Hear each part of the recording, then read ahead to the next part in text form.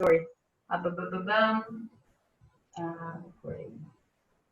It shows recording now. Yeah. Okay. Okay, so welcome everyone, speakers and those who will speak, because you'll ask lots of questions. So what's nice about Zoom, although we are not, as we know, apparently not in Portugal. What's nice though is I get to see a lot of people who I do know who maybe I wouldn't have seen otherwise. Randomly in ways that I have no idea because I don't know their algorithm. That's a key into the program. So I don't know who happens to appear right near me, but underneath me in perfect screen formation is Noga Blickstein, who had studied at NYU. So it's nice to see you, Noga, and I see others. So if you want, if you're dressed, or if not, put your videos on so that everyone can see people and there's a little better sense of who's here and that this is actually a group. This works even with lots of people, and we'll have more people joining us, I assume. We're going to start. I'm not sure who's going to do the presentation, or maybe you'll jointly do this. Vikash Sinha and Petri Kuoppamaki. Oh, that's good. We'll just do Petri.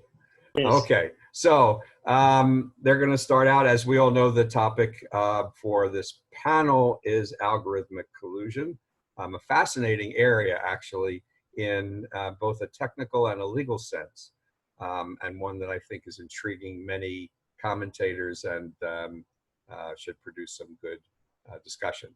So if you two want to get started, and you can share your screens with us or whoever wants to do the presentation.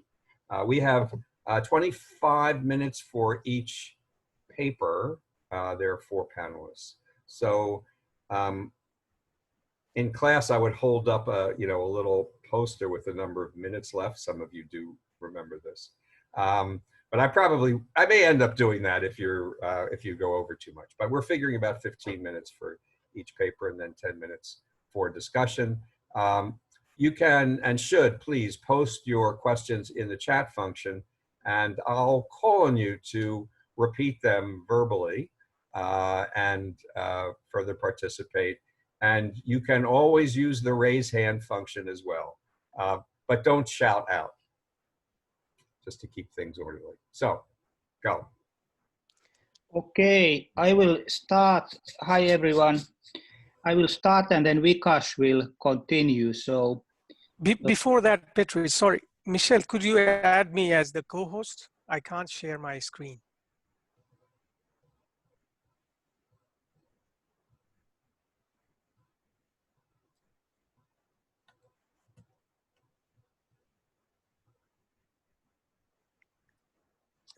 Thank you. okay. So this is a topic of our paper, Unfolding Digital Ignorance to Ensure the Accountability of Pricing Algorithms.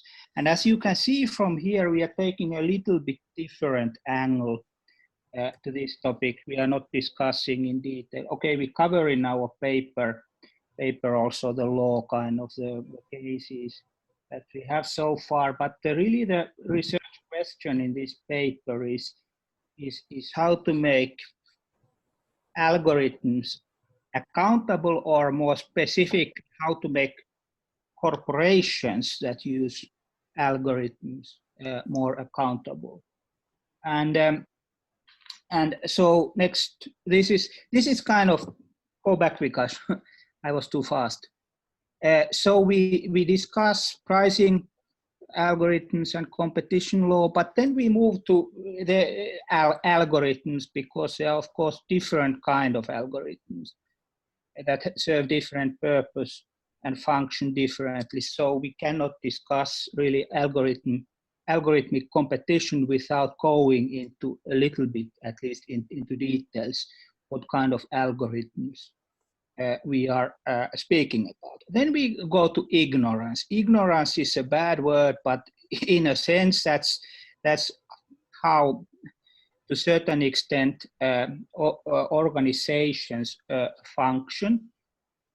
Or we can speak of delegation if we want a nice word for it, but people using algorithms in corporations, for instance, do not necessarily know how they function. And there's also, of course, general discussion on what kind of effects algorithms will have on human behavior, how they will kind of, there is a possibility of them making us maybe a little bit complacent. And this has also ramifications for, say, antitrust compliance, as we try to explain more in detail. Next slide. So this is of course, we have cases, you all know, we have Tompkins in the US and Rod in the UK. These are, to me, kind of quite classical cartel cases where algorithms are used as a tool to execute the illegal agreement. Whereas Eturas is already more complicated. We have a platform situation. You recall it. It's about it was about travel research systems where they had a price cap of 3%, and then the case went to European Court of Justice with a query whether this breaches the cartel prohibition. This case is kind of more interesting from our point of view. Next slide, please. And if we speak of algorithmic collusion, of course, we have the object and effect box, and both are relevant, especially the effect box. I think when we start of discussing things of utilizing same algorithms and having this kind of indirect negative effects on competition without direct collusive acts. Next slide, please. But now, next slide, Vikash. But now, thinking of from kind of classical antitrust law point of view, if we speak of cartels, we need at least awareness, some kind, formal or informal agreement, or at least information exchange. Yes, we speak of information sharing cartels nowadays. At least this. Then we need some sort of smoke and gun evidence. Competition authorities have the burden of proof. Now moving to pricing algorithms. Of course, algorithms are becoming more advanced, and self-learning algorithms can even learn anti-competitive behavior on their own. Well, there is discussion how robust that conclusion is. At least there have been some experimental studies pointing to that direction. But anyway, as we move to self-learning algorithms, the question really is how far. What the law says is the old law still valid, and what kind of ramifications does that have? For instance, the Eturas case is interesting. You may recall the court's decision kind of setting the criteria. There was an email on this price increase, and if you had not read the email, you might be off the hook. And this is kind of, we already moved to the area where kind of it becomes a bit fuzzy in terms of law. Next slide, please. So this is my slide, last point. So as to the problem formulations in our paper, so we discuss how to deal with self-learning algorithms under the current law. Of course, there are two options how we can deal with the problems that arise or have already arisen. One is application of the law and as it exists, and then we have possible software tools like guidelines and of course compliance programs that companies run. So if you speak of data protection, we already had panels. I will not go there, but basically there is a requirement that if companies use algorithms, they should understand how they function in terms of privacy law. And the question is, should we have something similar for competition law? But then if companies have to understand, I mean, employees of a company need to understand the algorithmic decision making, how should they do it? And in a sense, algorithms in many ways make decision making more efficient, but there is at least a risk of ignorance spreading to corporations, and this is kind of what we look at in our paper. Is we try to come up with certain recommendations how to deal with these potential problems within the companies. And now over to Vikash. Thank you, Petri. I hope I'm audible, so I will carry on from here.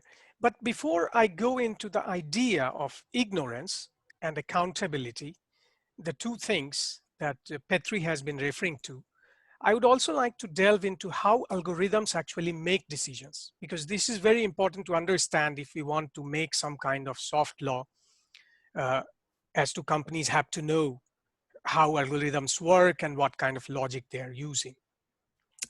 If we look at the classic idea of automating things, so you can look at the smaller box on this slide. You have certain kind of algorithm that is force-fed into the machine, which can't be changed, and then machine makes decision based on that algorithm. Now, we have moved a bit away from that model when we talk about advanced algorithms. So advanced algorithms just do the opposite. They get a data set of input and they are given certain output, and then they find the hidden pattern in the data. So this is where, you know, advanced algorithms make their own logic of decision making, which if we don't know, we would not understand why certain decisions were made by algorithms. Now, again here, there is a more different component evolving in algorithms, which is about networking and communication elements. Because before, you know, algorithms were trained, let's say it's a simple machine learning algorithm, what they do is they train algorithms on certain set of data. And then they move them to the production environment, where algorithm uses their pre-established logic and then it starts it applying to the source data.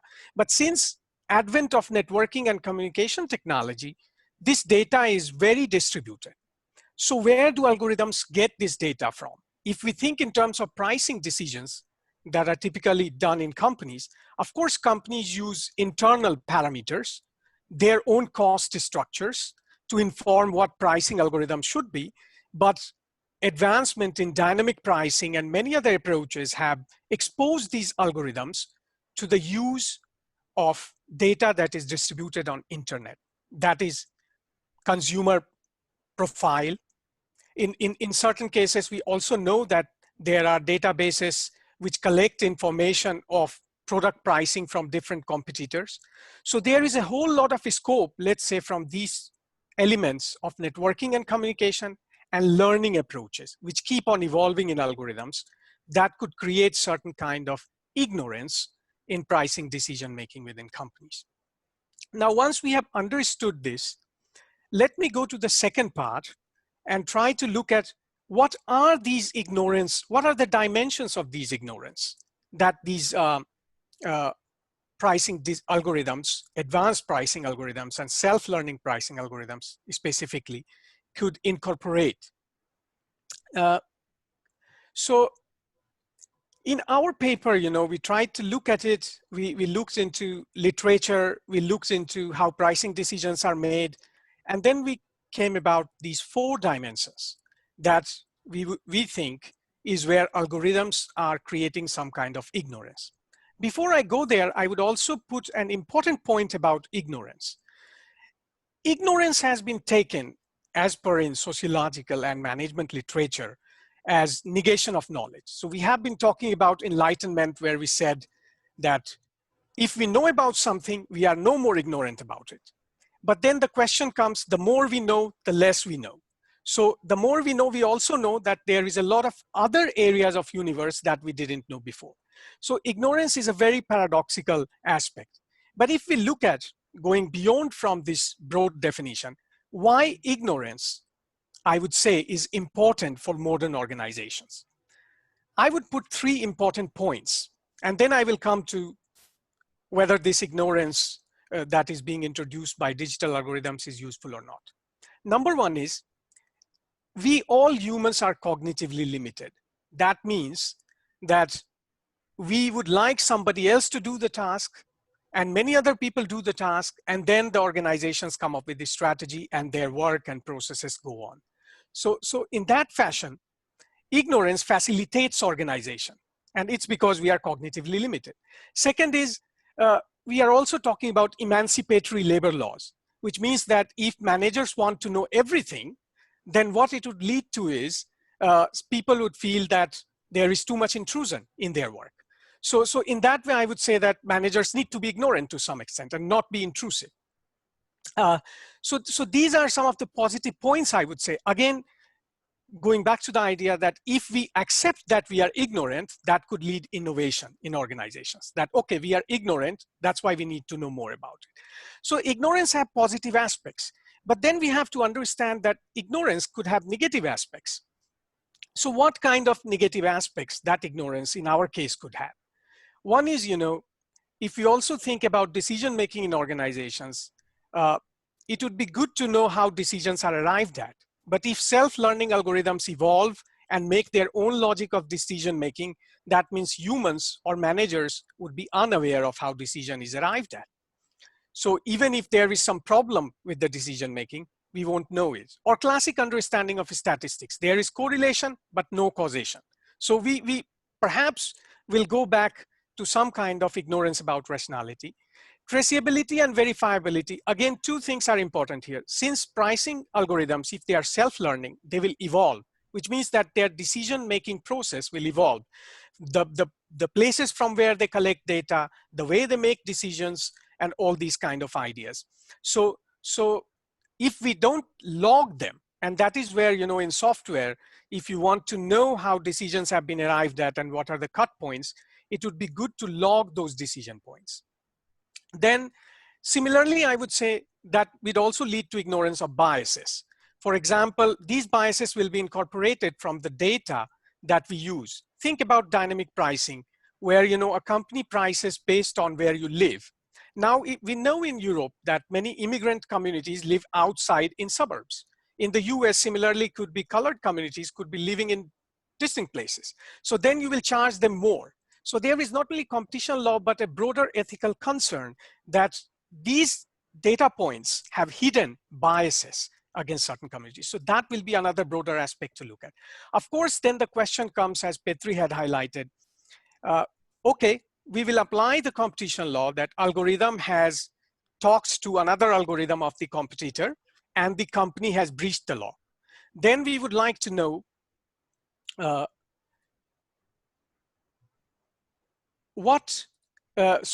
then we would like to know who in the organization is responsible for it. Is it the developers, managers? Is it another company whom we outsource to? So there are a lot of points here who is responsible. That also we would need to know. And there is certain kind of ignorance if algorithms are self-learning, because you could design it and they develop their own logic. So who is responsible for all these aspects? To solve some of these issues, not all of the ones that we have talked, because we will never arrive at a perfect risk-free area where we make decisions and we are well aware of everything. I would still say that what we arrived at then is, to counter this point, we need to look at both technical and social solutions. Because my knowledge on competition law is slightly limited here, but audience here are more enlightened, knowing that parallel pricing itself is not a source or an evidence for collusion. That means that even if algorithm is colluding and we are ignorant that why algorithm, whether they are colluding or not, in what way, we won't be able to, set some kind of liability. So we are proposing some kind of both technical and social solutions. I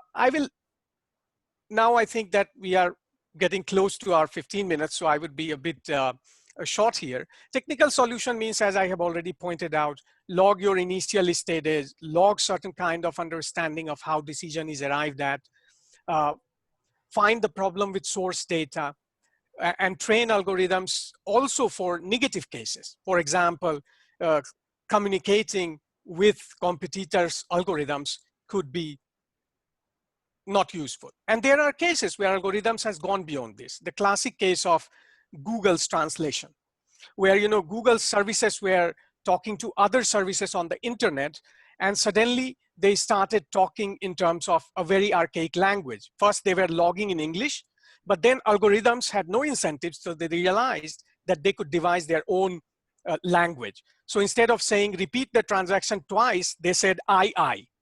So it became very difficult for people to understand what algorithms were doing. Actually, Google had to roll back the algorithm and retrain it. So there are certain nuggets that we could take from that. Then social solutions, which means that we need to train people who are developing algorithms, deploying and using them on the ethical aspects, make them aware of the issues that we have been talking about here. Because if we make people aware, perhaps they would know that in an unaware manner, ignorant manner, they aren't breaching the law or they aren't making some unethical decisions. So again, certain other things could be, if companies are using digital tools, then regulators would need to some extent, or be aware of what it is happening. So it's some kind of socio-technical solution to this. Now coming to the company's part, I won't go in too much detail here, but explain it in bits and pieces, that there could be a detailed audit approach within companies. For example, I would say, as we already know, that algorithms learn on training data. So if a company is selling similar algorithms to everyone by learning on a similar data points, definitely those algorithms will think the same. But there could be some exemption here, which is also listed in the OECD research, that if this is the only possible data source for training or the only best possible data source, then we can't prohibit companies from using it. So this is where, more broader ideas come, where we need to have more data points and sources. Then same thing applies to source data. Again, company specific data points. We can't disallow algorithms to get these kind of configured information. Basically, when it comes to logic making of algorithms, that's where the crux of the matter is. So we should look at the networking component of algorithms to see if they are sharing their current and future prices with certain other automatic objects. Are they signaling this information? Are they also scanning competitor prices or talking to those algorithms? And these could happen, as Google identified in one of their algorithms while it was talking to others. And we need to be very careful whether we log this information or whether we are aware of it. Then similarly, algorithms, we should also look at something, if we log their logic, we could easily get if there is profit maximization within a competition circles, because algorithms may use that kind of logic explicitly. So then we could look at those algorithmic logging decision-making approaches that, okay, this might be legal. So this is some kind of brief overview of our approach to how we can make algorithms accountable. Again, coming back to, who is responsible. Vikash, you're going to have to ask you so that everyone on the panel has a chance to present their paper, and we have some questions already piling up. So why don't you wrap up what you're going to do, and I'd like to take Michal's question and Omar's question. Thank you, Harry. This is the last slide. Thank you. So again, here we are presenting how we can allocate accountability between developers and users. Again, the more detail is on the paper, but we are saying whoever is involved should be trained, and they should know what they are doing, and they should be held responsible later. So it's both about training and then keeping them held responsible. Thank you for listening to our presentation. Okay, great. I think on the note of responsibility, we're going to send algorithms to jail. That's a semi-joke because I get lost in the algorithmic part and always wonder what computers have to do with this at all. But I'm going to take questions and from people in the chat. So Michal, go ahead. Okay, actually two remarks. First is, and I actually wrote this before you you showed one of your slides. I think what we need here is algorithms as regulators, because it's becoming so complicated that you actually need an algorithm in order to verify what the other algorithm has been doing. And part of it is to keep the training data. So you can verify what the algorithm has been taught on. So that might be something else that you kind of regulation which is relevant. Just one short note. And then our university, together with the Technion, what we did is we just finished the course on ethics of data science, in which we took teams of lawyers and data scientists. We put them together. They did projects together. So I think this is the future. This is where it's going to go. All right. Omar. Hi. Well, thanks very much. This was put your camera, Omar. Can you put your camera on? I like to be able to wave and say hello. My connection is very slow, so okay, all right. Well, you're so go ahead. Glad to see you. Okay, I have a quick even question. If I can't see you. I would like to ask if there's a feasible way to train algorithms to avoid engaging in tit-for-tat strategies that would also lead to collusive outcomes. Because that's just, like very basic game theory. The algorithm is just trained to maximize profits, even absent any sort of agreement. The best response when facing a rise of prices might be also to raise price. And I understand that that wouldn't be illegal. Thanks. Petri, you would like? Yes. Yeah. There's no simple answer to that, but of course it's how you design the algorithms, and what Michal said about algorithmic surveillance and training. All these ties together, and then the next level question is then now we have, speaking of illegal collusion, we have also the tacit collusion that is not as such, at least not today, prohibited by law. There's I think a very tricky question in terms going future. Do we somehow have to change the borderline between illegal collusion and tacit collusion? I have the hunch that is coming. I don't know yet how we do it, but I think that is probably the answer. I don't know, Michal, others, do you have thoughts on that? Thanks. Yeah. Well, Michal certainly has lots of thoughts on that, I know, since she's written about it. But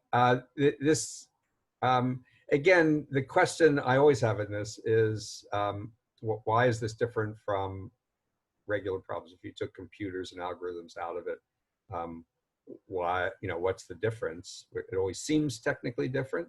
One of the things that your presentation raises, and I'm not sure if this is we're going to move to Sally in a minute, is what we don't know, we being lawyers, about how prices actually are set. Forget algorithms. Firms have been setting prices before there were computers and before there were algorithms, and they had ways of getting information. And frankly, I think it was fairly opaque, certainly to antitrust regulators. And this has been one of the problems in the collusion area generally. So one of the side benefits of this may be to, as I think your paper tries to do, pull the lid off of it, at least in in this new technical environment, to see actually how pricing is done. And to Omar, I wasn't sure why tit for tat pricing is bad. I thought that's called competition, but let's move on to Sally Mehra's paper, Algorithm Collusion plus Algorithmic Price Discrimination. Special cartel price for you, my friend. Just made up for you today. Reminds me of some markets I've been in, particularly in Israel. I remember in the shuk, say, special for you today, just for you. We all have stories like that about how pricing is done at retail. So, Salil, nice to see you. Salil teaches at Temple, and it's nice to have someone who got up early along with me for this conference. So go. I assume you can share your screen, yes? I'm going to do it. Try to do it now. Okay, great.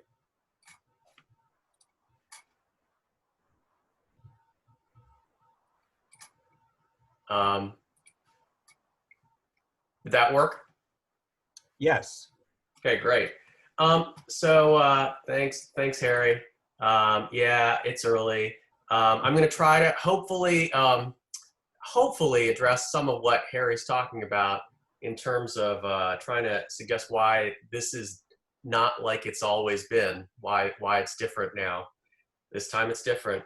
I want to thank the organizers for putting this together. I love this conference because normally I get to visit somewhere really beautiful, but also the timing of the conference in early summer forces me to concentrate and get work done on these presentations. And hopefully I should have the full draft of this paper up on SSRN next week. And I credit ASCOLA with a lot of that. And so, if you notice, I've changed the title a little bit. People said, no, don't do the special price for you. And also to kind of highlight what I think is sort of more important here, that collusion with price discrimination, particularly with the new technological developments, I think creates the possibility for a sort of subset of durable cartels, which is, I think, kind of a shocking thought, right? So my overview, right? So basically I'm working here at the intersection of two things, right? Algorithmic collusion, which we've been, as a set of colleagues, we've been thinking about this for about 5 years maybe, or so. And then also something that has not drawn as much focus, which is algorithmic personalized pricing. And what I submit is that the intersection creates an interesting problem. So, algorithmic collusion, people are pretty familiar with this, but it's really, the product or made possible by really three developments. The interconnectivity, in particular smartphones, the ability to track and get data at, outside of your home or wherever you go. It's worth noting that, the iPhone was only launched in 2007. That's not that long ago. Mass data collection, the ability to actually collect and store all of this data that you get through the interconnectivity. And then finally, algorithmic processing, which is moving at a fast speed in terms of its development. If you think about something like Alexa or Siri, they started out and they were just sort of mass crunching. They record your voice command or whatever, and then they would just transmit it to a database and try to match the sound wave. But that's gotten much, much more developed. We're getting to the point where we're getting natural language processing in which, basically the computers are kind of learning the way a toddler learns, right, language, and sort of back inferring the rules of language. And so the argument, and this is the idea that this is being used to so far for competitive intelligence, automated pricing, and there are concerns, right? The general concern is that, right, that and people have alluded to this already today, this is simple game theory intuition. I've written about this, that, we generally have thought in a very basic level that a cartel is we can think about the prisoner's dilemma, right? And the ability to collude or the ability to cooperate rather than defect, right?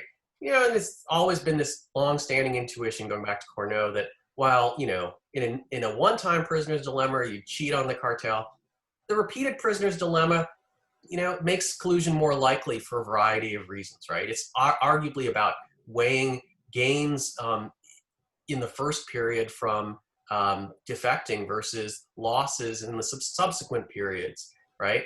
And that depends on a variety of things. One of them obviously is the discount rate. How do you weigh the future versus the present? And so that's, that's the kind of the intuition that, I talk about or the implication I talk about in that paper. And, we don't have to go into greater depth, but the basic idea is that there's a bunch of reasons why algorithms make this kind of collusion more likely. They don't have emotions.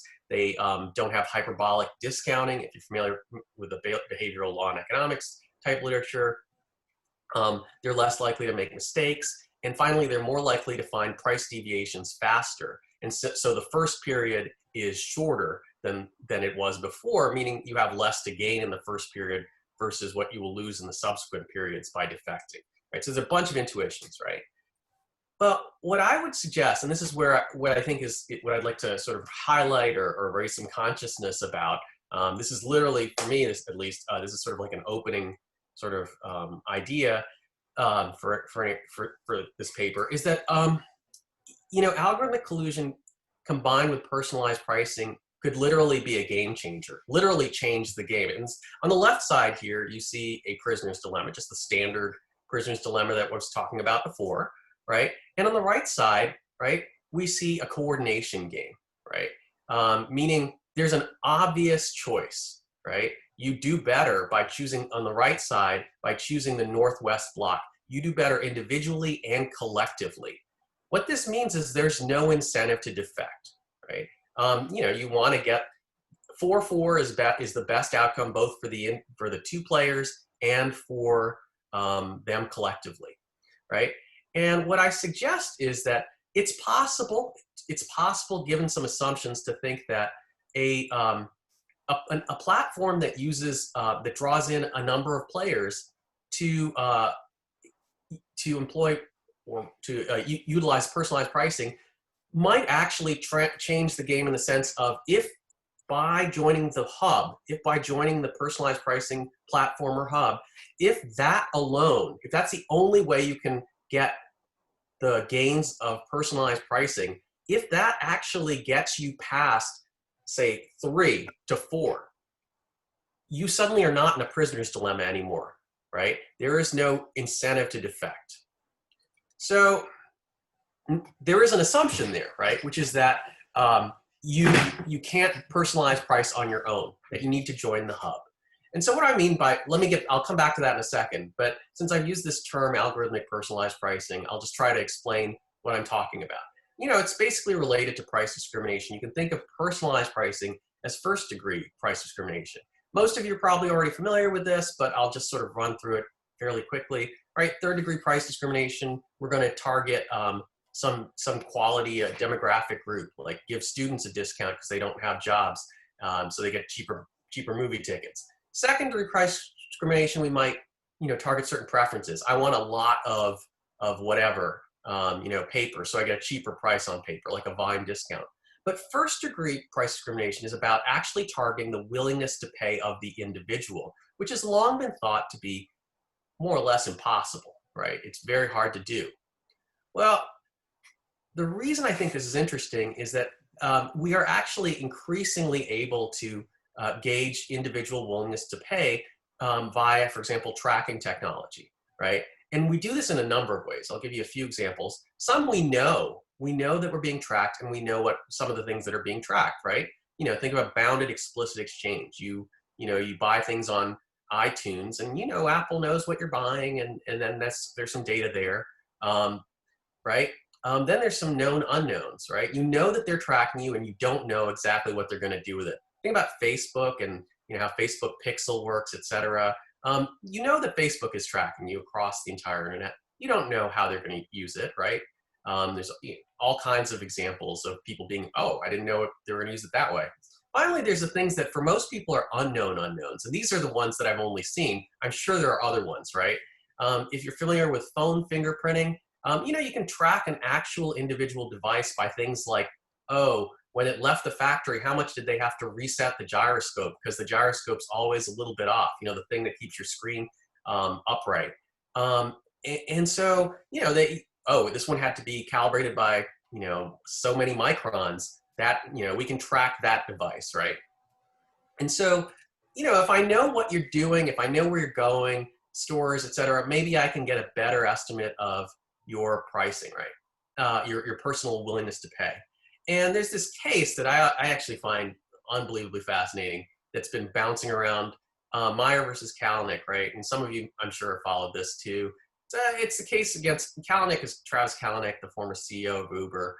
And it's basically a hub and spoke allegation. There's this argument that they're basically running a kind of cartel of drivers and splitting the proceeds, that Uber is, rather, the rideshare drivers. And right now it's gone to arbitration. They're trying to. There's a result in favor of Kalanick, but they're reviewing the arbitration. There's a less known case, I think, that is also sort of similar, but has even more specific allegations that are relevant to what I'm working on, called Agarwal versus the CCI in India, that was dismissed in 2018. There, they actually made both an allegation of algorithmic collusion and of price discrimination. The price discrimination part was dismissed based on statutory grounds. But the reason I think this case is interesting, in part, is because there's, Uber submitted a study, right? They gave a bunch of economists access to a pretty huge data set. And what Uber was trying to show was, look, and at the time it made sense. They're saying, look, we create massive consumer welfare, right? Consumers are so much better off because we exist. One of the takeaways, though, and I don't think it was their intended takeaway, one of the things they sort of disclosed in this study was that they actually have the ability to find an individual's demand curve. They can find an individual's elasticity of demand at specific points on the curve, right? And they do this in part, as far as I read the study, from actually looking at the rides you take and reject at different prices and different times. And because people take the same rides over and over again, like work to home, place they like to go out on Friday night to home, things like that, they can see both when you take it, when you don't, like what's inframarginal to you. And that's not, like I said, that's not really the point of the study, but that's an interesting takeaway, that ability is out there, or at least, and it was out there 4 years ago. So what is my point in all this? Well, what I suggest in the paper is that, there's a variety of sort of these platforms, right, which might be able to do similar things, right? We don't know, because not everybody's disclosing everything like they did in that case. But they're bringing together smaller firms, or they're bringing together restaurants, or they're bringing together rideshare drivers, other gig workers, right? And the gig workers or the restaurants or the small firms are making the decision, join or not join, right?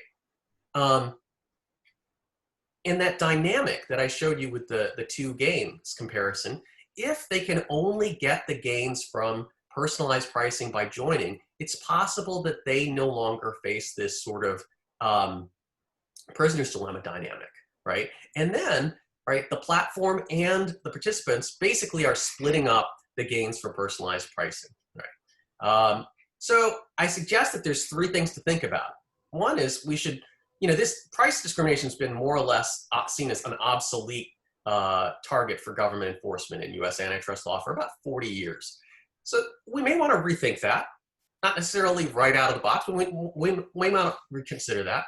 Second thing, and I apologize actually, because I know you're an international audience, and these are all reconsiderations in U.S. law. If you have reconsiderations in your own law, I would love to hear it. But a second thing is we need to rethink how we are thinking of vertical, right? In the U.S., we currently have a kind of circuit split concerning how we should look at the hub participant in hub and spoke arrangements, because of how the Legion case, if those of you who know the Legion case, was interpreted by the Third Circuit versus the Second Circuit, for example. And so we need to think about whether we really want to sort of relax the requirements on the hub, right? That would be the platform in this case, right? The party like Uber, for example, it stands in a vertical relationship to all the drivers. Should they really get rule of reason treatment, for example, if they're doing this? Something to think about. And the final one is the much criticized Amex versus Ohio decision, right? That also has some relevance here in that if you read that case the way it wants to be read, and if you apply it to these types of platforms, you might never actually address this problem, because you might say, oh, but the rideshare participants, yes, they're paying much higher prices maybe than they would have without personalized pricing. But look at all these gains to the drivers or to the platform, platform plus the drivers. So, to the extent that it makes it very difficult to point to one side as being harmed, we might want to think there's a lot of criticism of Amex versus Ohio. I guess I'm just piling on. And with that, I want to thank you, and I look forward to your questions. And I'll try to exit screen sharing if I can do that. Yeah. Thanks, Salil. I'm glad you piled on to the Amex case. We're going to have a poll at the end to see if there is one person in the world who thought that was a good decision. I'm comforted that Dennis Carlton in the program yesterday criticized it, but he's already done that in writing. So I actually, let me start out with a little question, the difference between something I wrote down from Vikash's presentation. And it strikes me that you two have different views of the world. So Vikash says, the more we know, the less we know. Wasn't that, I think that was a direct quote. I like that. And Sally seems to say, the more we know, the more we know. And this is just a general question about the ability to engage in personalized pricing. But it does raise the question of, what do we mean by collusion in this? Because it's your case, your Uber case is trying to find collusion among drivers for a formula, not so much for an individual price. And it's not collusion between Uber and Lyft. Because presumably if personalized pricing is really personalized, would every firm come to the same price? So I'm just trying to figure out what price discrimination has to do with it, and this tension between knowing so much that we don't know anything, and going back to your game theory idea, simpler formulas are easier for collusion than complicated ones. So I don't know if either of you can respond, and unless I see other questions in the chat function, we'll then go on to our next presentation from Luca. So I'm happy to sort of address the several questions, Harry. I mean, I think it's a double-edged sword. The more we learn, the less we know, but also the more we learn, maybe the more we know. What I'm trying to suggest is that the more we learn about these technologies, and particularly about the ability to engage in personal pricing, the more we might realize that some of our assumptions that we built, if you think of antitrust law as largely being about sort of epistemology, in terms of how to deal with antitrust economics, then some of the assumptions that we had, right, that cartels are never durable, right, they're always modelable by, by the prisoner's dilemma, might be wrong, right? There might be a subset here where they're not modeled, they're modeled as a coordination game. And that really changes, for this subset, changes how we should be thinking of things. And it's an important subset, right? Like, you've got these gig workers, you've got these restaurants, you've got these small firms, and they're unlikely to be able to do this, at least in the near term. They're unlikely to be able to engage in personalized pricing successfully in an independent way, right? And I think that's something to think about going forward. So the collusion here, you're right, to the extent it's collusion, it's instead of everyone gravitating to the same price, it's a little like everyone gravitating to the same platform, right? Because that platform is going to be able to gauge willingness to pay, get personalized pricing, welfare gains, and then split it up probably in a pretty challenging way between the platform and the drivers. It's a little, if you know the Hemphill Wu paper about parallel exclusion, it's a little like that, except and I think they have another paper on parallel collusion, which is, it's not price-based, but it's behavior-based, right? Where the pricing comes in is this idea that if you can only get these gains, these personalized pricing gains, these welfare gains through joining the platform, then then it changes the nature, the game theory dynamic. And so I think I don't know if Vikash wants to respond to your questions, but I know there's some other questions out there too. But Okay. Let me see if, well, oh, sorry, I missed Mark. So, sorry, I didn't see your question down in the chat. Would you like to pose it? And then we'll move on to the next. Can you hear me? I've had a problem with Yes. the phone.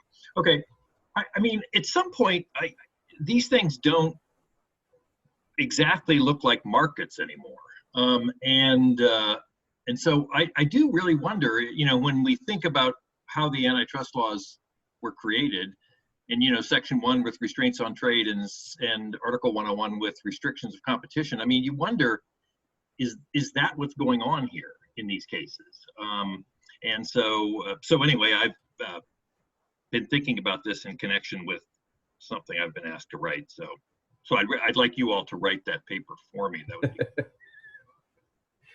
So I think you're on to something I think that's really important, which is that we're getting into a kind of an overlap point with what you might see as a field of market design. If you think about like you know, the Alvin Roth type work or Josh Gans in Toronto, and they've talked a lot about this idea of how you just in situations where you're for whatever reason you can't use the traditional market, what do you do, right? And I think, you know, you see the securities regulators dealing with some of this as well. But I think you're onto something in the sense that antitrust doesn't, you know, again, this whole idea of antitrust law and how, you know, what presumptions do we create? I don't think we have many presumptions that are squarely aimed at market design. We have some, you know, we've sometimes dealt with it, right? Maybe not that successfully if you think about CSFB or some of these other cases. But it's you know, I think that's a real challenge going forward, because if you read the situation right, and I think you might be, you can kind of see what's going on as sort of constructing markets or these sort of market design kind of situations, moving from, say, securities to the wider world. All right, there's a question from Jan, but I'm going to let Salil respond directly. And although it's a great question, but I want to make sure that hello, Jan, good to see you. But I want to make sure that our other two panelists have a chance to present their papers as well. So I'm going to go on to Luca. Big data analytics and competition. Should antitrust enforcers commit toward algorithm collusion? So, hello, can you hear me? Yes, we can't hear you. Yes, we can hear you perfectly. Okay, so I'm gonna share the screen.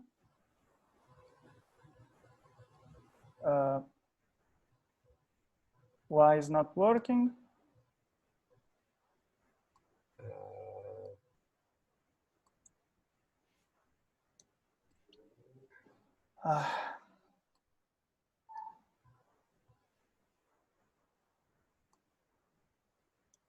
Well, I don't know. I did it a few seconds ago, so I don't know. I'm going to post it right now. I think this is yours. So you had sent it to me this morning, yes?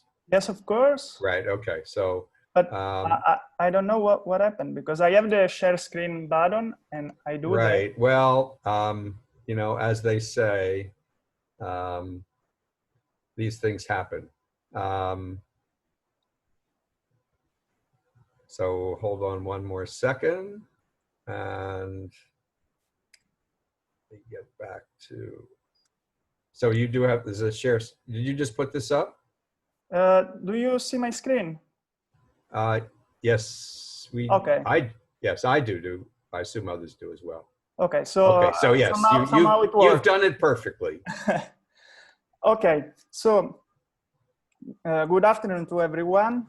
Of course, I would like to thank also ASCOLA and all the organizers of this conference for having given me the opportunity to be here to discuss with you this interesting topic. But since we have not so much time, I'm going to the content of my presentation, and this is the basic outline of the main points that I will briefly touch upon.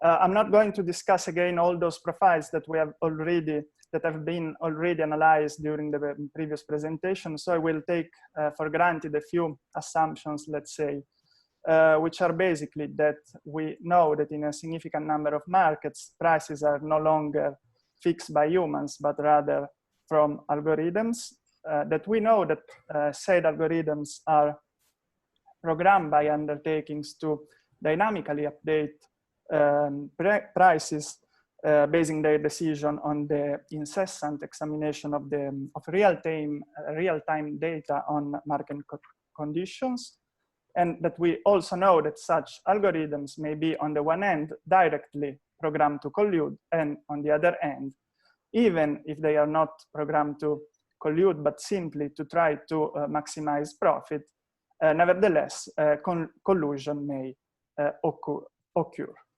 I'm not gonna waste any time on the first scenario, but I would just like to add that I believe that the fact that companies may use algorithms in order to collude, and I mean algorithm designed to collude, shall be taken into account by the Commission or other antitrust enforcers when it comes to the setting of fines, for example, under Article 23 of Regulation 1, 2003. Because the fact that companies use algorithms designed to collude, in my opinion, is a strong evidence not only of the existence of the cartel, but also that the cartel is meant to be strongly implemented by the company. And this is one of the elements that shall be taken into consideration to set the fine. But coming to the most interesting scenario, which is of course algorithm collusion, we know that that according to many, there is the idea that the current competition rules are not capable of being applied to this scenario. This concern or relief, depending on the viewpoint, stems from the observation that algorithm collusion is essentially similar to tacit collusion. That, in other words, algorithm collusion is a specie of the genus tacit collusion. For this reason, I don't have time to discuss this much debated issue, of course, but the main idea is that tacit collusion does not fall within the scope of competition rules because the price fixing scenario results from unilateral and rational decision taken by each undertaking if the market presents specific features such as few players, barriers to entry, high transparency, and so on. According to many, this should apply also to algorithm collusion, since the collusive scenario is a consequence of unilateral decision taken by algorithm, as we have heard before.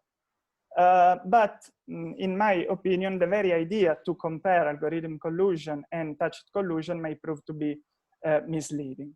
This is something that happens when it comes to assess the manifold consequences of the so-called big data revolution. And because if you try to pair analogic and tacit collusion, analogic tacit collusion with algorithm collusion, you essentially focus on the quantitative dimension, but fails to take into consideration the quantitative dimension of the phenomenon. The quantitative dimension is self-evident. More markets are subject to tacit collusion after the diffusion of algorithms, of pricing algorithms. But on the other hand, also, as I was saying, the qualitative dimension is maybe even more important. What I mean with qualitative dimension, I mean that there is a significant difference between the two scenarios, because in the traditional tacit collusion scenario, undertakings were act rationally on the basis of the existing market conditions. While when it comes to algorithm collusion, undertakings are essentially creating the condition which then allow their algorithms to collude. how the undertaking create this market condition, essentially by publishing online information about their future conduct, which are of course available not only to competitors, but also to consumers and to essentially everyone. But on the other hand, requiring their algorithms to go and look what the competitors are doing. These two aspects put together, in my opinion, make it evident that there is a significant difference with the traditional scenario, because as I was saying, with regard to algorithm collusion, the conditions for this phenomenon to occur are essentially created by the undertaking. In my opinion, this difference shall play a role with regard to the imputability of the conduct, and therefore we cannot believe that they are that the conduct of the algorithm are not cannot be ascribed to the undertakings that decide to use such algorithms. And from the competition law viewpoint, it seems to me that it is clear that algorithm collusion resembles more a concerted practice than a simple case of tacit collusion. I cannot discuss, of course, the notion of concerted practice because we don't have time for that, but I put it in the slide a few asides taken from the case law of the European Court of Justice, which, in my opinion, cannot but confirm that the notion of concerted practice do indeed catch also algorithm collusion. The basic idea is that while Article 101 do not prevent undertakings from adapting to their competitors' conducts, competition rules do strictly preclude an indirect contact between competitors whose effect may be to either influence their conduct on the market or to reciprocally disclose information on their future behavior. I also put the aside saying that Article 101 and the notion of concerted practice cover, impose to preclude undertakings to cooperate in any way whatsoever, which in my opinion is quite clear in demonstrating that the notion of concerted practice shall be interpreted extensively and flexibly. I'm also keen to believe that the use of algorithm, under given circumstances, of course, I'm also keen to believe that the use of pricing algorithm may be even considered as capable of establishing a sort of rebuttable presumption of the existence of a concerted practice. So then is for the undertakings to prove that the collusive scenario was not caused by the use of such algorithms. And once again, I'm referring to the case in which the algorithms are not designed to collude, of course. But even if we don't believe that algorithm collusion shall be treated as a concerted practice, and we are more keen to believe that it shall be considered as a form of tacit collusion, I believe we should also consider that under EU competition law, the exchange of information between competitors is not only a constituent element of the notion of concerted practice, but it is also per se prohibited. There is, of course, a difference between private exchange of information, which shall be treated as a cartel, and public exchange of information, with regard to which the case law is less clear, but nevertheless, as shown by the recent container shipping case, it seems that antitrust enforcers are taking a rather strict approach also with regard to the public exchange of information. And if we think about what the algorithms are doing and how they work when they are programmed by undertakings to go and monitor what the other companies are doing on the market, I believe that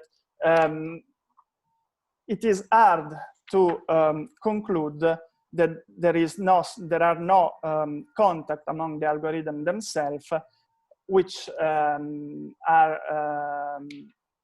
which take place in order to replace uncertainty on the conduct of the other competitors with mutual knowledge.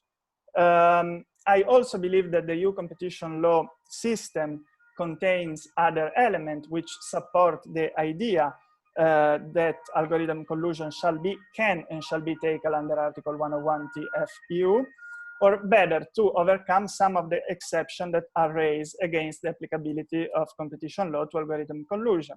I'm referring in particular to something which I put in the in one of the previous slides, which is the idea that the autonomous conduct of algorithm interrupts the causal link between the conduct of the undertaking and the collusive, the anti-competitive outcome.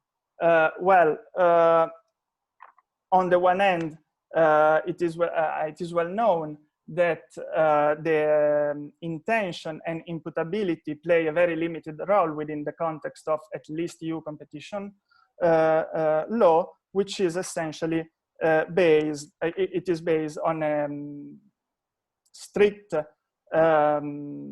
liability regime. A particularly clear example of that, of the limited role played by intent and imputability under EU law, is provided by the legal regime on parent company liability, which, as we all know, is rooted in the single economic entity. This theory, the theory of the single economic entity, of course, allow to hold and even presume parent companies liable for the conduct of their subsidiaries. It has been established mainly to avoid that undertaking can escape liability simply by assigning the task to breach competition rules to one of the companies of the group, for example, saying that only one company deal with the activities which may raise antitrust issues. And as we know, it is interpreted quite strictly by the Commission and the European Court of Justice, meaning that especially if the parent company hold a significant share of the subsidiary, it is almost an irrebuttable presumption that the parent company exercise decisive influence on the commercial policy of the subsidiary itself. This apply also in the case when the subsidiary disregard express instructions received by the parent company not to take part in an anti-competitive practice. And I believe that the same approach should be applied also with regard to the autonomous decision to collude potentially taken by algorithms, even in the case that they were not instructed to take part in an anti-competitive infringement, but only to act rationally and try to maximize profits. If one still doubts that algorithm collusion can be qualified as a proper concerted practice, she should nonetheless know that the EU competition rule may be enforced even without asserting and therefore neither formally ascribing any actual antitrust enforcement. I don't have much time left, so I'll try to be very quick on this last topic, but as we know, competitive concerns are enough to adopt commitment decision pursuant to Article 9 of Regulation 1/2003 and Article 12 of the so-called ECN Plus Directive. Commitments shall meet the Commission's or the National Competition Authority competitive concern, and if they do so, they are made binding on the proposing undertaking. They conclude that there is no longer ground for action, but at the same time, no infringement is ascertained and no sanction are imposed. For this reason, they are on the one hand much used by the Commission, also with regard to serious antitrust infringement, even if the letter of the law would seem to say something different, and are used also and especially with regard to new markets and new technologies. This, on the one hand, because in this case, time is of essence, and of course, commitment decisions are faster than the fully adversarial procedure, but also because they are essentially shielded from judicial review. So, Luca, you are correct. The time is of the essence. Yeah, I know it. So if you could wrap this up, because you're getting some really good questions on the chat. This is the last slide. Perfect timing. And so, as I was saying, on the one hand, I believe that commitment decision will probably be used, or maybe at least maybe used to tackle such practices. On the one hand, because they are focused on the future rather than on the past. No one cares on everything that we spoke about today. I mean, the legal qualification of the conduct of algorithm and so on, because the only important point is to find a solution between the Commission and the interested undertakings. On the other hand, I also believe that there is not, in the light of the above, there are no doubts that algorithms' behavior affecting a given market meets the threshold of creating competitive concern as required by Article 9 of Regulation 1, 2003. And as Mark Patterson said, I believe that this is something due to the fact that when algorithm collusion occur, the market would appear to be competitive. There are many players, little entry barriers, and so on. But in reality, the market mechanism is somehow replaced, or I mean, let's say it's lessened or even replaced by big data analytics. And I believe that this is clearly something that should be considered enough to create competitive concern. Thank you very much. Thank you. All right, so we have, I'm gonna pick some of these questions. I want to start with Maria's question. Why don't you go ahead and ask it? Have you on, Maria? Hello, Yeah. do you hear Hi. me? Yes. Probably you can also see me now. Yes. Yeah. Hello, okay. Thank you very much for a very interesting presentation. And I would like to ask you, where exactly do you see the borderline between legal and illegal employment of pricing algorithms? Because I understood the various approaches you applied, but this is somehow a little bit unclear for me, so that's why I would like to ask you. Thank you very much. Okay, thank you. Well, of course, I don't have a clear answer to that, but I know that it is something difficult also because, for example, as I probably put it also in the slide, I'm not sure about that.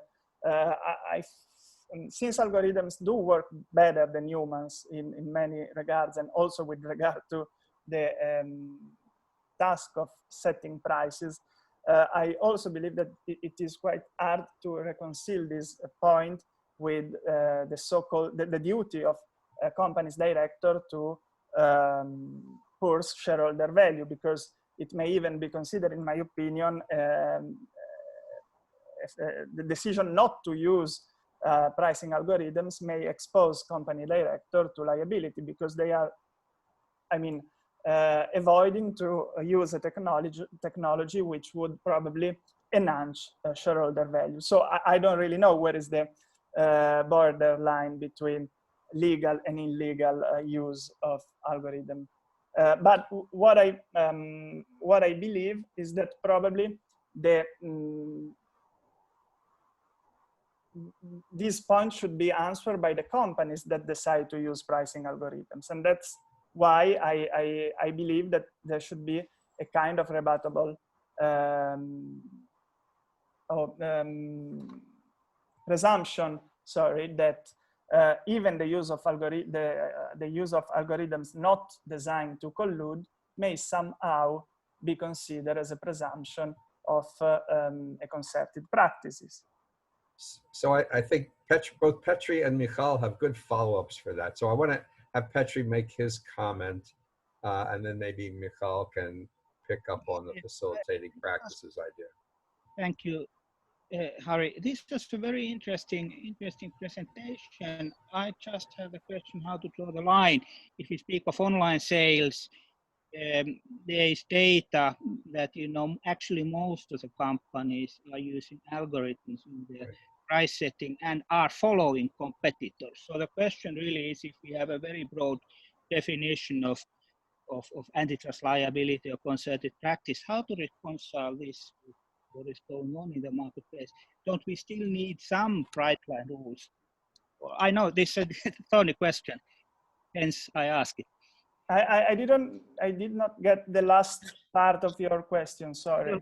The last question was that it's already today, how to reconcile the practice in online sales where you widely use algorithms, 2/3 of companies, or even more today, probably more today, this few years old data. So if we have a very wide definition of illegal collusion here as regards algorithms, how do we reconcile this? Well, no, but I mean, on the other end, which is the other solution? The other solution is that we have, the consequence is that practices which have essentially the same negative consequence of cartels, because this is the basic idea behind tacit collusion. I mean, tacit collusion affects the competitive structure of the market just as a cartel, because we have super competitive prices. The other solution is just to say that this is completely legal. So I tend to believe that the balance of interest shall be leaning toward the other solution. Then, of course, probably the Commission will not assess all the cases, but still also having a broad definition of concerted practice within the digital realm would allow, for example, a larger diffusion of private enforcement of competition law. Okay, well, we had, so you appear in boxes right adjacent. So we have a nice legal theory, and then we have the facts, which, you know, everybody's, you know, you go, if most big Amazon sellers on the platform are using algorithms, I don't think any competition authority is going to go after all of them. You know, life is short. Of course. But then the second thing that Petri's comment raises for me, and I won't allow any comment this because I want to move on to Eduardo's paper. If you're a seller on Amazon, how is selling at the exact same price as everyone else going to get you any sales? There's got to be some strategy behind the algorithm you set. And once you say that, that's what markets do. And why is antitrust going to intervene, and where's the collusion? So on that, I'm going to move to Eduardo Gaban, who is going to talk about AI and collusion. A mutation in the competition policy DNA is required. So Eduardo, nice to see you. It's been maybe a decade since you were in New York. So zooms in. So go ahead. Okay, well, thank you very much. I'd like to register how delighted I am to have this opportunity to speak to you at ASCOLA conference. I'm just sharing my screen now. Can you see it? Not yet. Now, yes? I do not. Others do? Yes. No. I do. Yes? Yes. Oh, okay. Well, I'll just wait for mine. Go ahead, Edward. All right, folks. Thank you. So, and I'm also delighted to divide this quote table. Sorry, go ahead. With the high-level researchers and Professor Harry first. Okay, so I prepared this presentation, and basically, it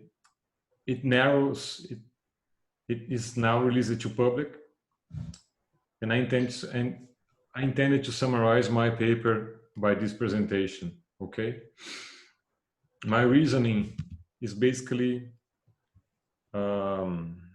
let me just try to, oh, it's not working. Hold on, please. Now I see, okay. And it's a really cool presentation, I will tell you, so. Yeah, but I hope I can, okay, now we're in. Yeah, there we go. Okay, now I got it. So basically, I divided my paper into 3 parts, right? 3 basic parts.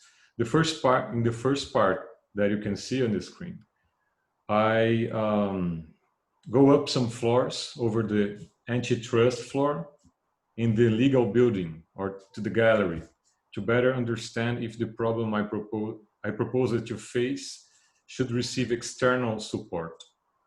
And the answer I concluded is yes, external from the antitrust, because we're talking about whether a problem to be solved by antitrust or to be solved by external tools, right?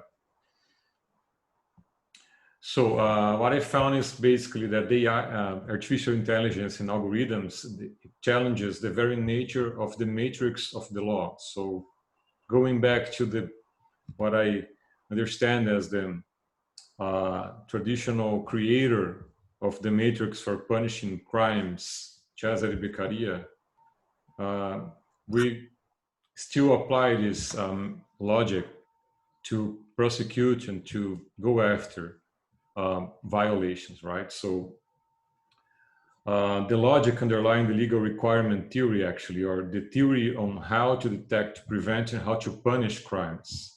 And I include collusion or conspiracies in such a realm. So upon the theory of criminology, the very factor determined to prevent offenses, as you can see, in the trade-off, is it the trade-off inside the offender's mind, as Beccaria describes, in relation to the level of being detected and the weight of the penalty. And this is pretty much the lesson that we see on the screen of Cesare Beccaria many years ago, right? No news until now. And this is what underlies great part of the legal regimes all over the world on crimes and behaviors, such collusions.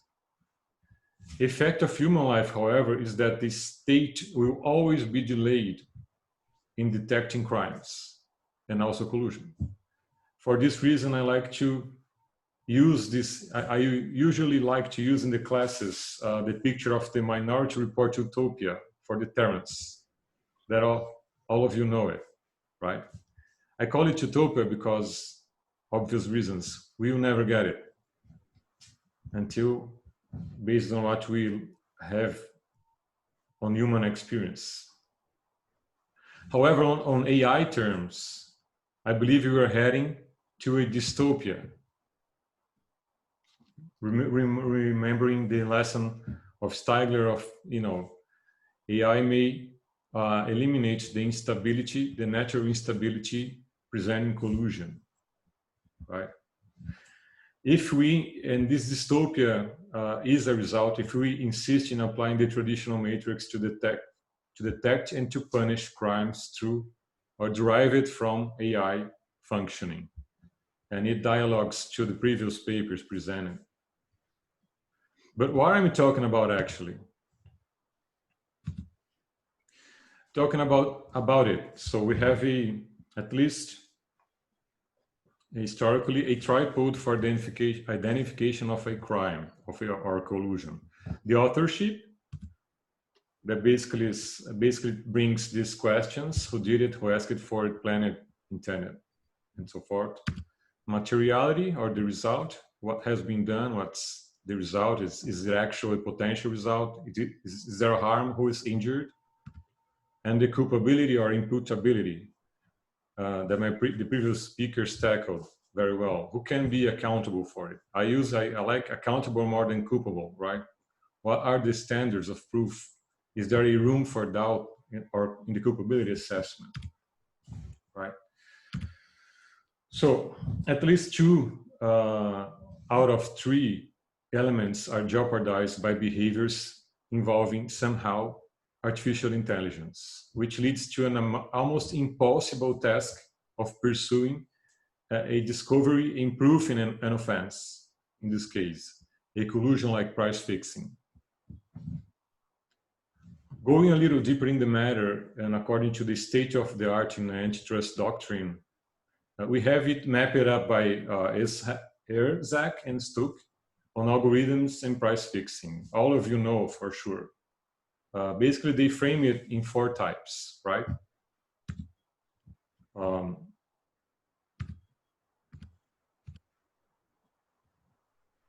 I mean, these guys. The artificial intelligence as a messenger, and I will go over because we have talked about it today. A hub and spoke, a tacit collusion on steroids, name is very nice, and intelligence and the digital eye, right? Being the last 2 of them more AI creating something than only being used to do something. From tools to robots obeying the direct orders of the master. That's how I see. And the quote, smart decision makers, it becomes hard to identify authorship or even to deal with accountability. For example, in the 3rd type or 4th type, the digital eye of Zach and Stuck. When it goes to combination of AI and other technologies like blockchain, it becomes even harder to apply the traditional 3-fold matrix for legal implication, right? On AI and illegal agreements, we have a clear signal from Mikhail Gal, who gladly brings us with her presence now, about the insufficiency of the law. On AI and blockchain, though, we have a confirmation of such insufficiency of the law, but with nice ideas of possible regulations inside and outside the chain that could remediate the problem while boost the positive use of such technologies, including the use of this technology as an antitrust tool and in cross-border fashion, what is amazing. Well, so what I'm talking about, how can I add to this discussion and go into my conclusions?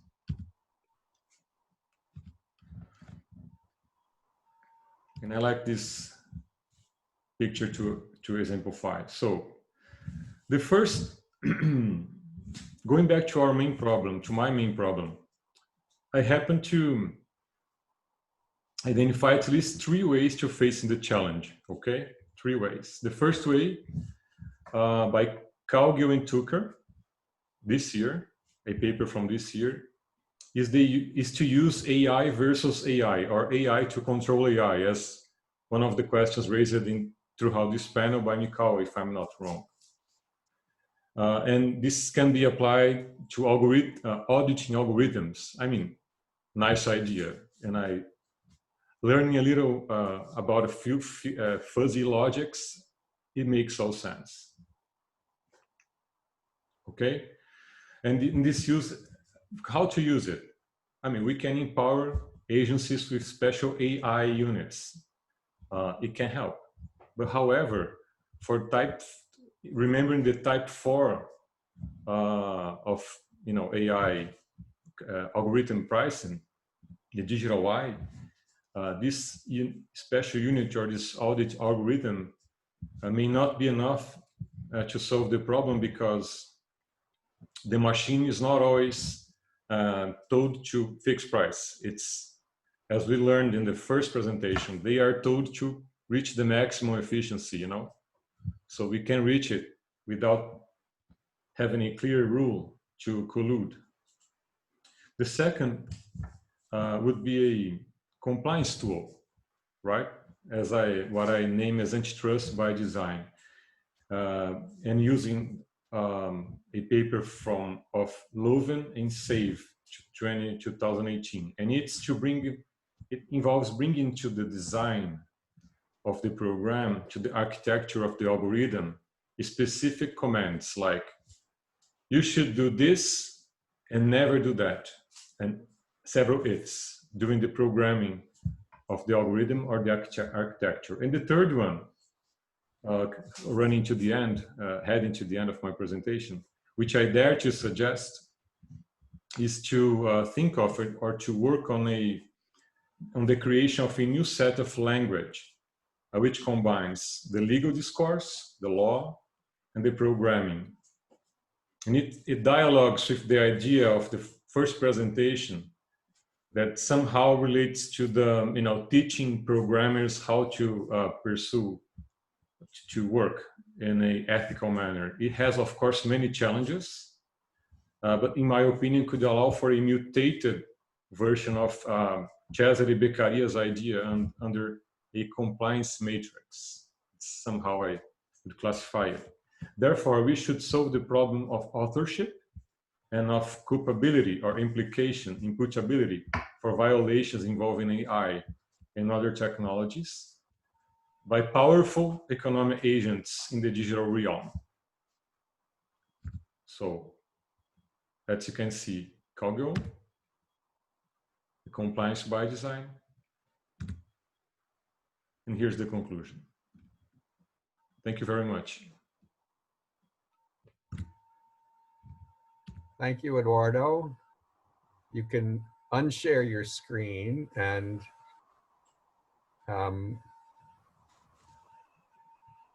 we have a few minutes more, and let's see here if we have any questions. But let me, actually, I'd like to circle back to something that Michal wrote at the very beginning, and Eduardo, get your view on this. So she had written, can we use algorithms to regulate some of these ignorance problems, when we were talking about how we don't know anything or we do know everything?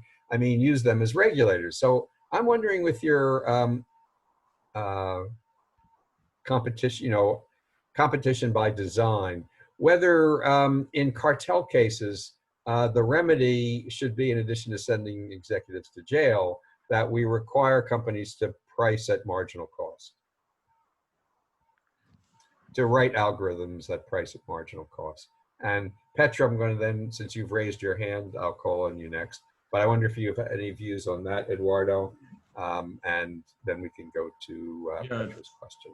Yeah, this is a very nice question, Professor, and my answer would be no, of course.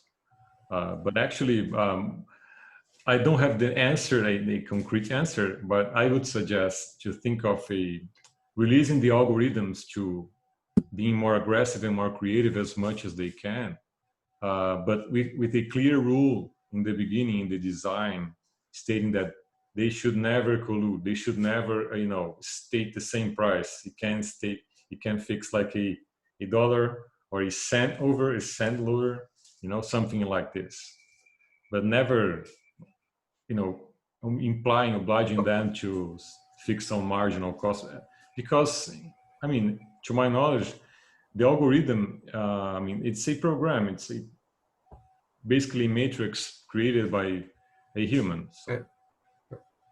Right. Well, if they can try to figure out prices that are, super competitive, each firm wouldn't have the same marginal cost, so there wouldn't be identical prices. They would just be efficient prices.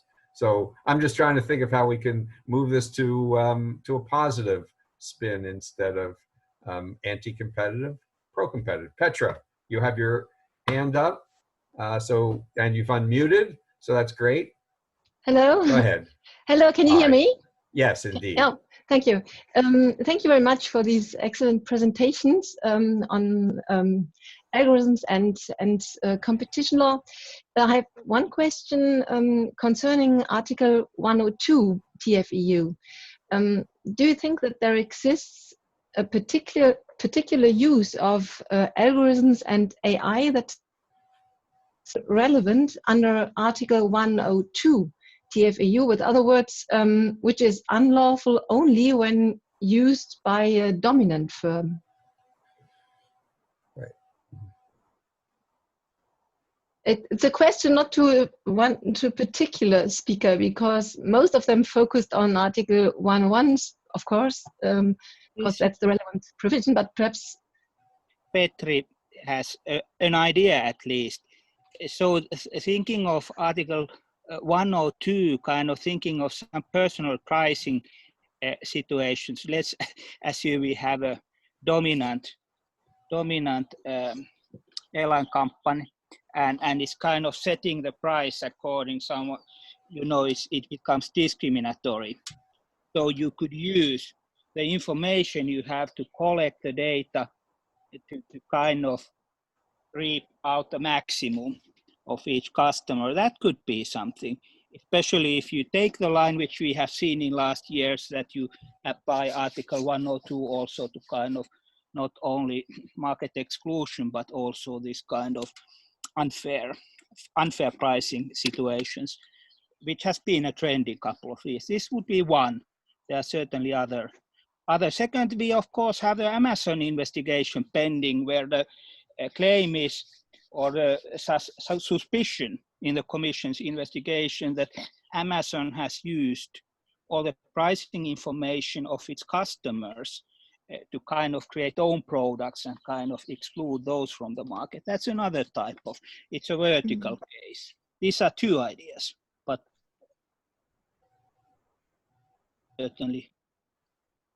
Right. Thank you very much, Petri. Thank you.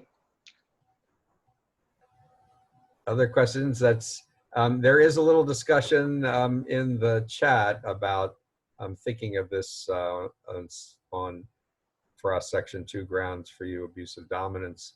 Of course, you in Europe can go after excessively high prices, and we just have to tolerate and love them in the US. So that's a problem for us. But if you can price discriminate, that may be an indication that you do have monopoly power. So on the price discrimination issue, I think the abusive dominance issue may very well come up, or Section 102.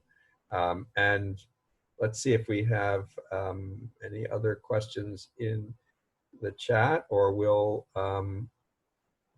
actually be able to make our 10 o'clock hard stop. So I want to thank our paper presenters. Very challenging and interesting materials, and I certainly appreciated the discussion, which I thought was really great. Michal, on behalf of all of us, we thank ASCOLA and all the amazing amount of work that you have done to get this together. I don't know where you have the time, except I know you don't sleep. So other than that, thank you all for coming, and head on to the next program and see at least some of you, all of you, at some point tomorrow as well. Thank you. Thank you. Thank you, Harry, for great sharing, and thank you everybody for the session. And the tips for young academics is not only for young. So if you plan to come and join, you know, what we're doing is sharing our thoughts about how to have a successful career. So everybody's invited. I'm gonna get my coffee. You should do the same. Bye-bye. A toast.